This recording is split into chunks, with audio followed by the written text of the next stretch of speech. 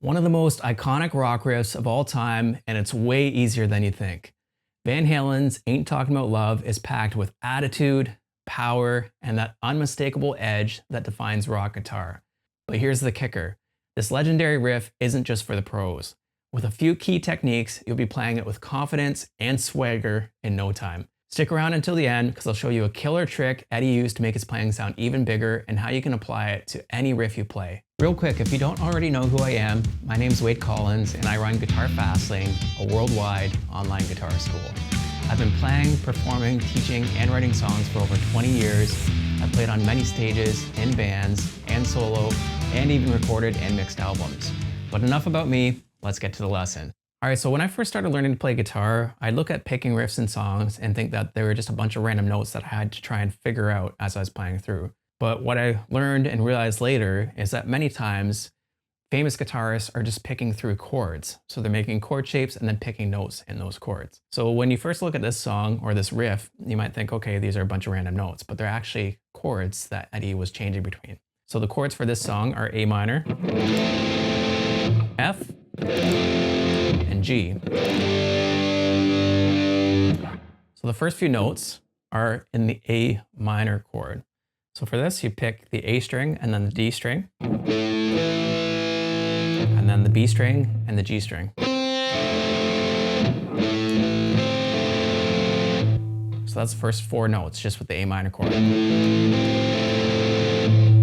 Hey, real quick, if you're enjoying this lesson so far, I think you'd really enjoy my 3 game-changing secrets to play your favorite songs, jam confidently, and finally have fun on the guitar. You can get it right below this lesson for free. All right, so next we play the open high E string, and then we change to an F chord, and we're just gonna pick up from the high E string to the G string.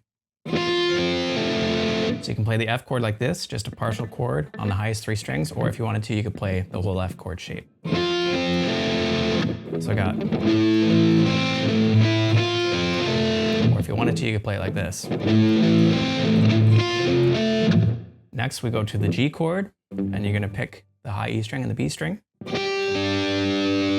then play the low E string on the 3rd fret. And then the A string on the 3rd fret. And then play the 2nd fret of the A string and hammer onto the 3rd fret again. It sounds kind of cool if you do a bit of a vibrato on the 3rd fret of the A string right here.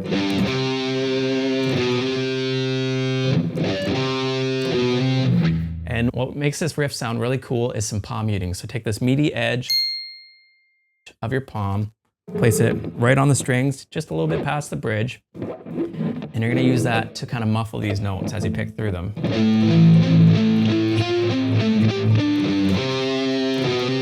And then on those last few notes, that's when you'll remove the palm muting to really emphasize those notes.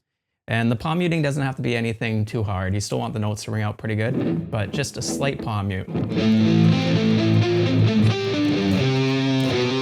And the way you make that more slight is by palm muting more gently, just lightly placing your palm on the strings. And you can also move the palm muting and the palm placement back toward the bridge a bit more, and that'll make it less aggressive on the palm muting or a little more subtle. So get used to jumping between these 3 chord shapes, whether you play the full chords or just partial chords, and that'll make it so much quicker and easier for you to pick this riff. And another really cool thing that Eddie likes to do in his songs is use a phaser and or a flanger effect. So for this, I'm gonna add a phaser effect, and you'll really notice how it changes the sound and makes it sound a bit more like the song and like Eddie's playing.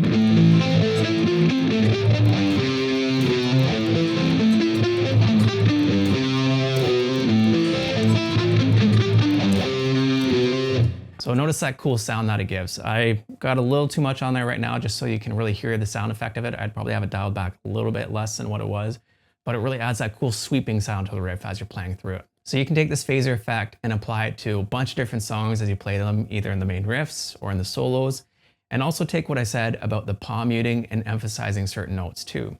So as you're playing different riffs, you can palm mute parts of it. And then as you come to a turnaround or another section of it, you can stop the palm muting and really emphasize certain notes.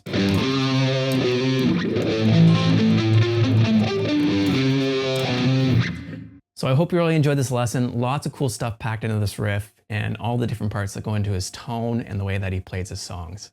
You've made it this far, so I know you're serious about improving your guitar skills. Why not keep the momentum going? Hit subscribe to make sure you don't miss our future lessons, and then click on your next lesson right here. I think you'll love it. I'll see you over there.